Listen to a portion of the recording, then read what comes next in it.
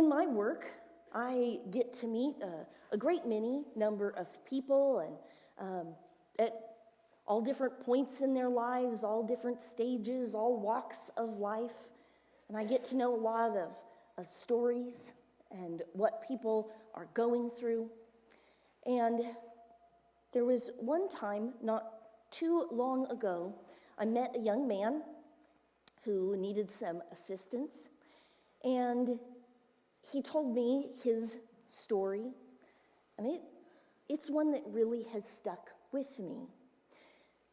See, he was a young man, maybe 30, and he had been diagnosed with some mental health conditions. I believe it was like bipolar or schizoaffective disorder. And those are some mental illnesses that are not terribly uncommon. They are treatable. They do tend to be on the more difficult or complicated side to treat sometimes, but there is help available and treatment available for them, which he had been using, and he had been under treatment and doing well. He'd been building up his life. He had a career that he really enjoyed, and he was doing great.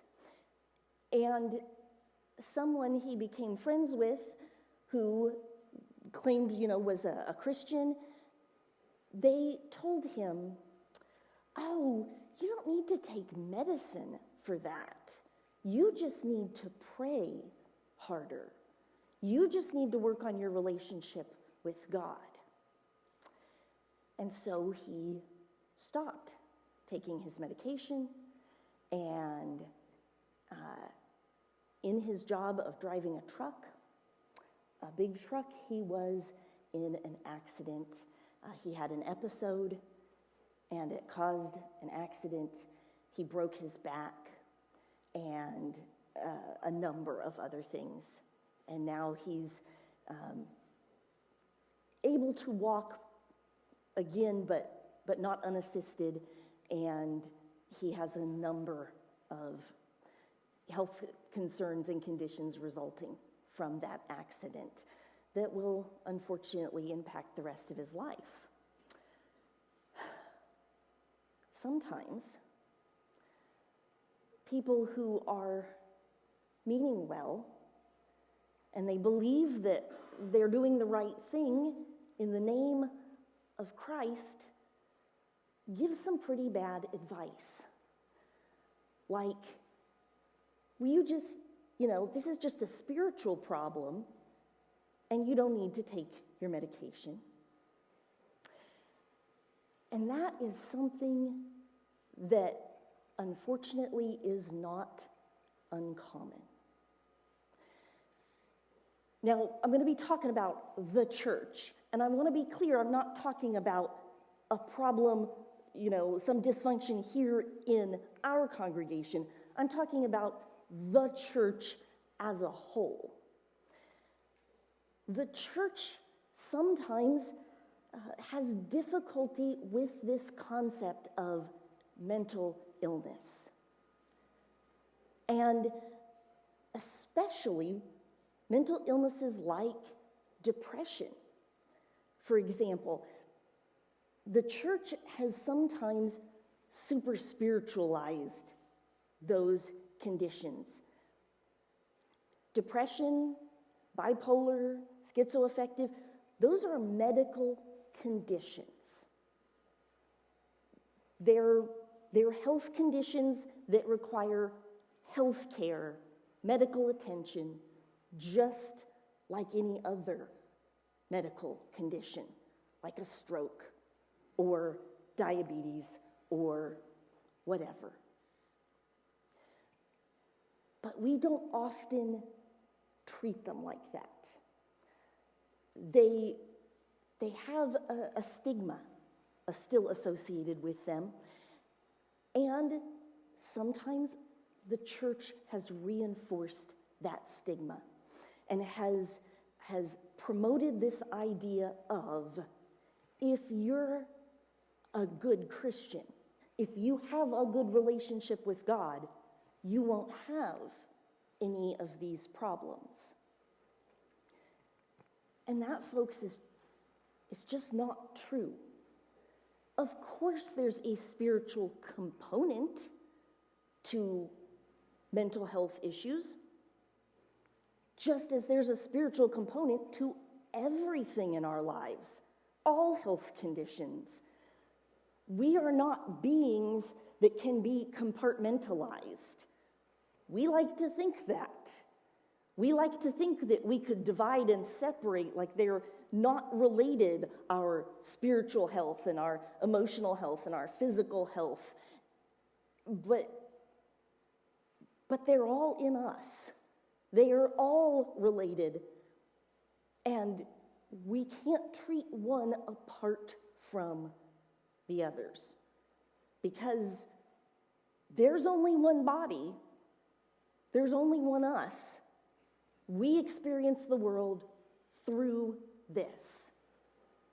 And so no matter what, those are all related.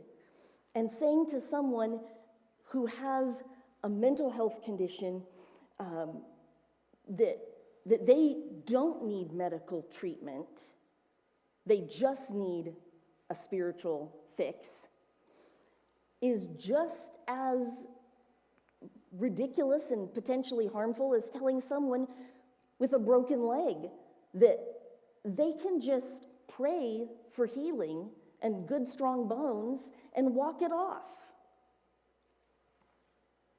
If you come across someone who is in need of medical help, you render first aid.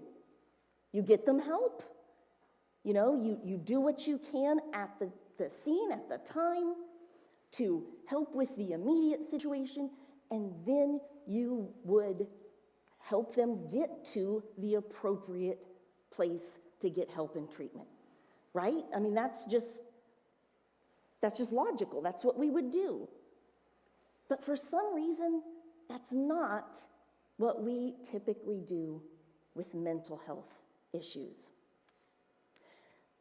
Now, we're in this series from this book, Soul Reset, by Junius Dotson, who was a pastor and executive in the United Methodist Church.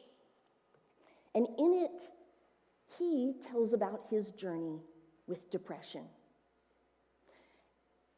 And frankly, when I read this book for the first time a few years ago, I was surprised. Because I've never seen a pastor, a denominational executive, some important person, an important spiritual person, be so open about depression. Our culture has a misunderstanding, first of all, about depression and other mental illnesses, but in particular, depression, we just don't understand very well. And what Dotson discovered when he finally was diagnosed with that is that some of us just require some medication to even out the wiring that's a little bit off, or the chemical imbalance, sometimes we describe it as. The truth is we don't know exactly why, and it isn't the same for everyone. And sometimes it looks different in different people. But the truth is he shared that, and he did so knowing that that was a risk. And that really inspired me and really struck me as a brave thing to do, because it is not always safe to admit in the church that we need help, that we don't have it all together. And church, and again, I'm talking to the whole church, this is something that we need to do better, and we can do better. When I was 18, I had just graduated high school, and as many of you know, I grew up in Arlington, so pretty big city, and I went to, pretty big schools, and I decided that I was going to go to a small Christian college for college, and there are many reasons that I won't go into, but for some reason I picked Abilene Christian University, and I went there, and culture shock would be an appropriate label for my experience. Now, I also want to make a disclaimer. This was my ACU experience 25 years ago. It's changed a lot. I am in no way implying that this is still the case, and in fact, I know that many things have changed since then. But at the time, they were still pretty old school, and things like mixed bathing were prohibited on campus. And in case you were young enough to wonder what that is, that means that men and women could not use the swimming pool at the same time. I'd read about that in a history class, but I had no idea that that was still happening in the 1990s. And it's affiliated with the Church of Christ, and I learned a lot about my faith that I am definitely not Church of Christ. I made some wonderful friends. There were some great experiences, but there were also some difficult ones. Most of the students there at that time were Church of Christ, and so naturally when they asked you, introduce themselves and you're meeting for the first time, they'd ask you where you're from, and I'd say Arlington, and they'd say, which church do you go to? And I'd say Aldersgate United Methodist, and they would go, huh? The nice ones would just stop there. Unfortunately, some continued, and I guess kindly expressed their disappointment that I was not going to be in heaven with them. It was confusing and disturbing for me. So I learned quickly that was not the right fit. And I ended up, that only took one semester to figure that out. And then I transferred to UTA, University of Texas at Arlington. And let's just say culture shock would again be an appropriate label for my experience. It was like whiplash twice, because it was radically different than my experience at ACU, where I'd lived on campus in a dorm, and the RA had to physically put eyeballs on you, see you after curfew time every night, even if you were sleeping, to a great amount of freedom and very few regulations as far as relationships or anything were concerned. And so it was a year of a lot of change for me. And I reached a point where I couldn't function anymore. I couldn't make decisions, even little things, and I was just at an emotional paralysis. And we went to a doctor, and we went to a counselor, and determined that I have depression. And I also have anxiety disorder.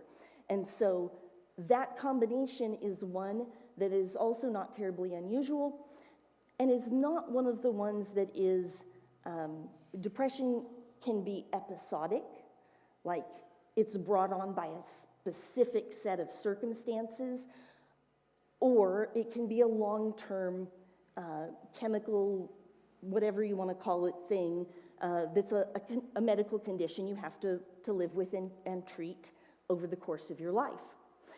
And that's what mine is. It was brought to, a head by this crazy year of change, but it is in fact something I have lived with and dealt with for my whole life and will continue to do so. I'm just wired a little bit different. And I'm pretty open about this now, although I will say that I've not always felt safe sharing that. But inspired by Reverend Dotson, I wanted to share that explicitly because I want to contribute to destigmatizing. I want it to be something we can talk about in a safe space. And that requires being vulnerable and sharing. If we don't ever do that, if we never take a chance and share that with each other, then nothing will change, nothing will get better. And so I want to set that tone and say that let's be, and I feel that this is going to come quite naturally to this congregation. You are a safe place where we can be who we are. We can admit when we have struggles. We can help each other deal with those and seek help when appropriate and affirm that help is okay and good. Now, you might be wondering why the mental health talk on Sunday morning when I should be preaching a sermon. And that is because it's about life, which is what I should be preaching about, what the Bible has to say about life. And we have great examples in the Bible of people who were open with their feelings, who communicated a range of human emotion, and it's affirmed. And that's the Psalms. The Psalms have all kinds of language in them, descriptions of experiences of real life.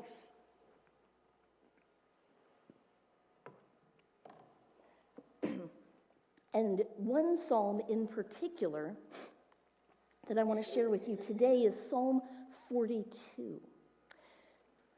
Because Psalm 42 is one attributed to David, and it not only shares big feelings, but it talks specifically about how those relate to our relationship with God. So hear these words. Just like a deer that craves streams of water, my whole being craves you, God. I want to make a note here where the Common English Bible, the version I'm reading from, says my whole being. In other translations, such as the NRSV, you might see my soul. CEB uses my whole being to more accurately reflect a Hebrew understanding, which did not distinguish between body and soul, as if those were two unrelated things, or that they could be separated. There's no such thing as that in Hebrew. And so whether we say my soul or my whole being, we mean everything we are, our whole entire essence not just some part of us. My whole being thirsts for God, for the living God.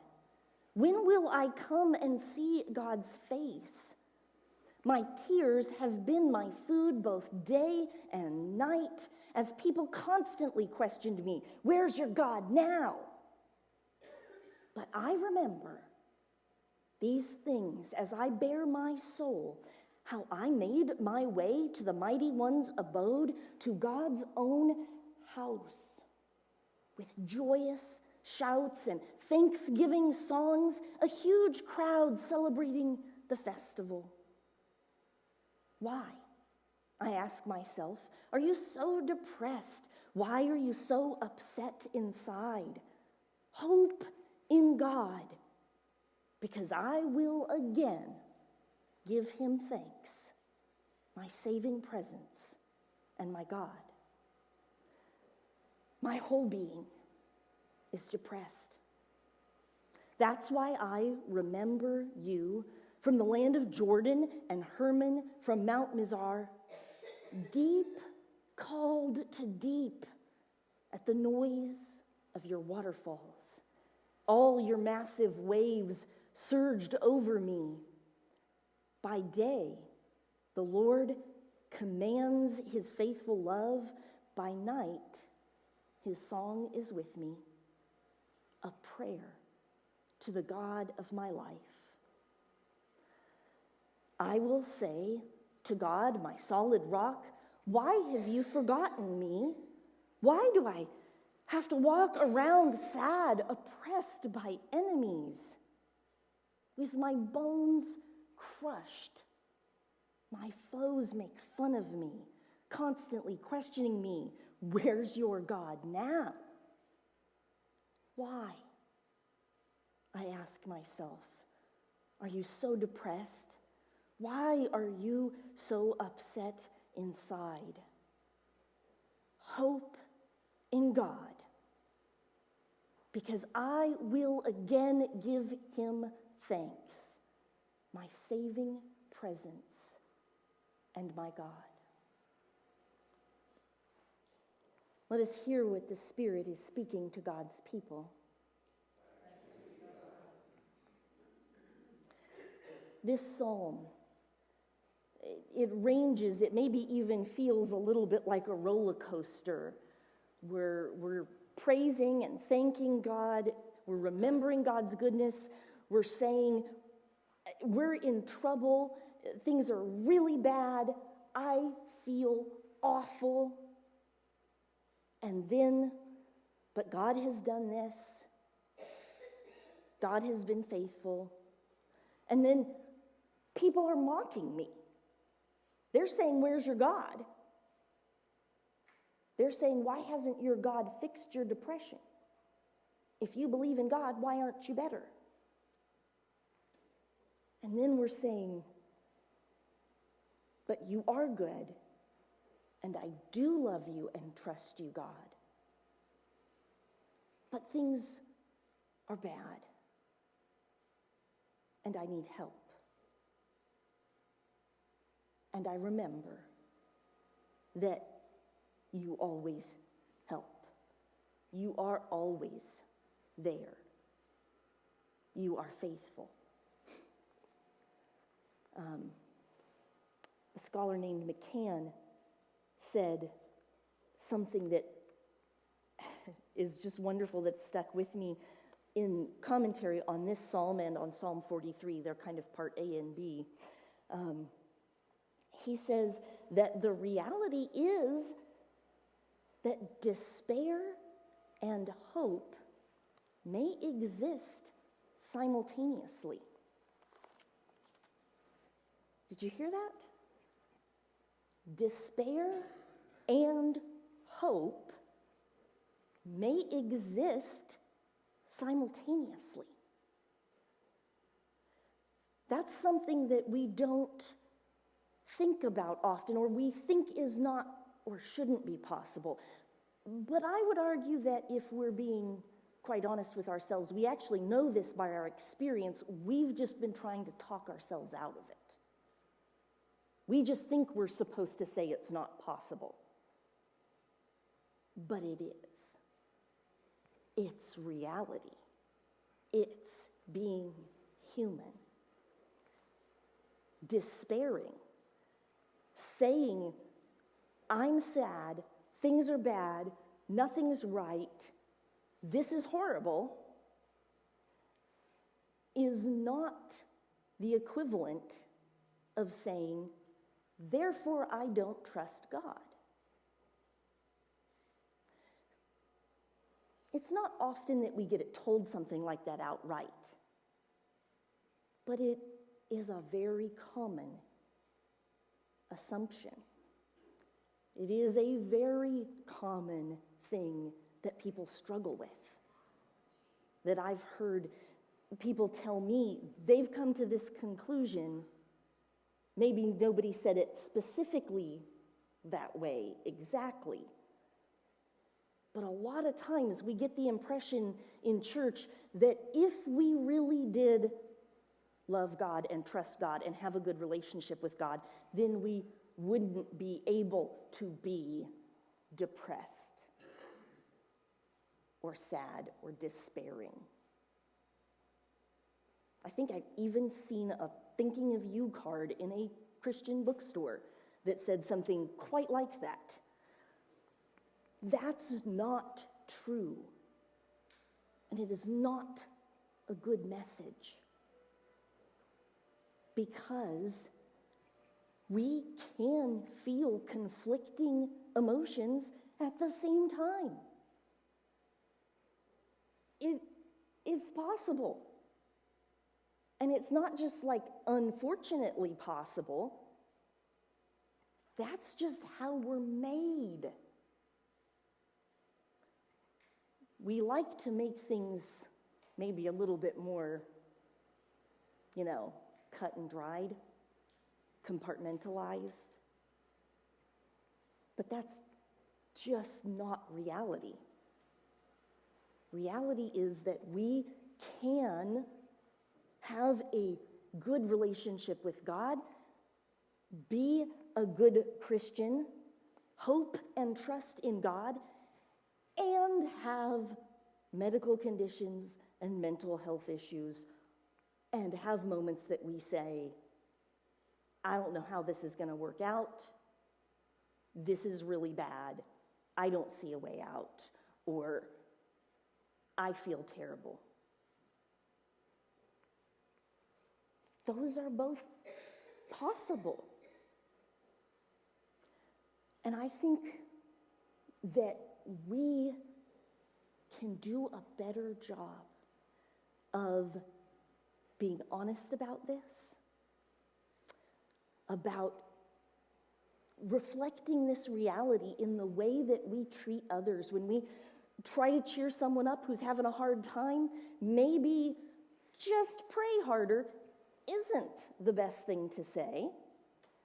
Maybe I'll pray with you, and what can we do right now that we can stop the bleeding? Let's just do some first aid. We can use this in the way that we interact with others and treat others, to say, where you are right now is valid. You're not a bad person for feeling terrible right now, or having thoughts that, that are bad or scary. You're human. Let's get you some help. Let's address the issue right now. Let's stop the bleeding. And then let's go address this together, however you need. I think we can do that. I think you guys especially can do that. I think you already do that better than most.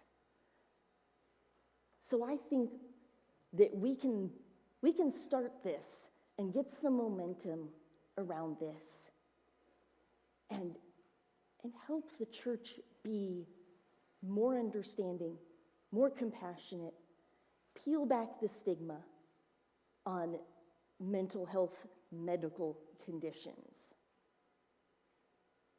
And I think we can make a big difference. And if you need one more convincing, if you're just not sure that this is really in the Bible,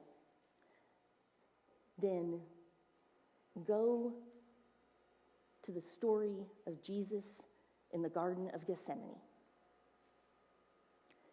He says, "Why, O my soul, are you so disquieted within me?" He quotes Psalm 42. Jesus, who I don't think would dare say didn't have a good relationship with God, he felt despair because that's human. And he didn't judge that. He experienced both, and he carried on, doing what he needed to do.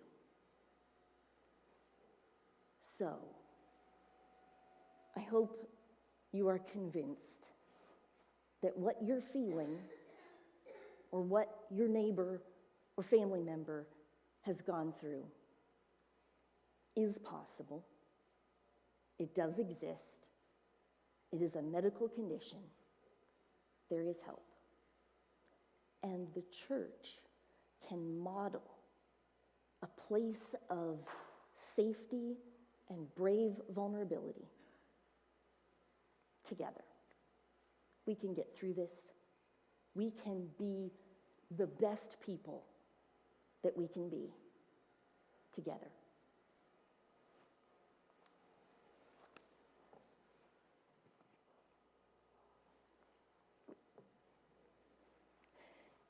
If you are with us and are sensing a change or a nudge from God, perhaps that is to accept Christ for the first time, or maybe you've undergone a time of discernment or a period where you felt disconnected and you want to reaffirm your faith in Christ, or if you would like to join with our church family officially and become part of this part of the body of Christ. We never claim to be perfect. We don't know all the answers, but what we are is committed to working through it and walking this journey together. And so if you would like to be a part of a team that thinks like that, we would love to have you. And if you'd like to make a decision like that, or if you'd like to discuss what's next in your discipleship journey, in your growth, then I would love to hear from you. And you can either come and share that with me as we sing our closing song together, or you can come and visit me during the week, or give me a call or a text or an email, and I would love to visit with you about that. So as you feel comfortable, please join me in standing as we sing Spirit Song.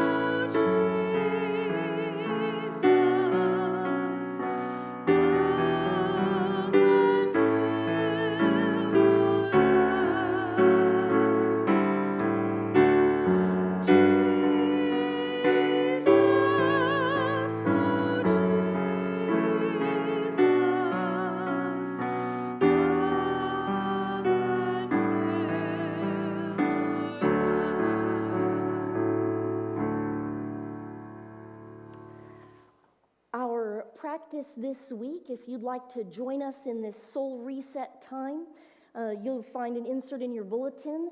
It says that week 2, which starts today, is prayer. And you may think, got it, no problem. And you probably do.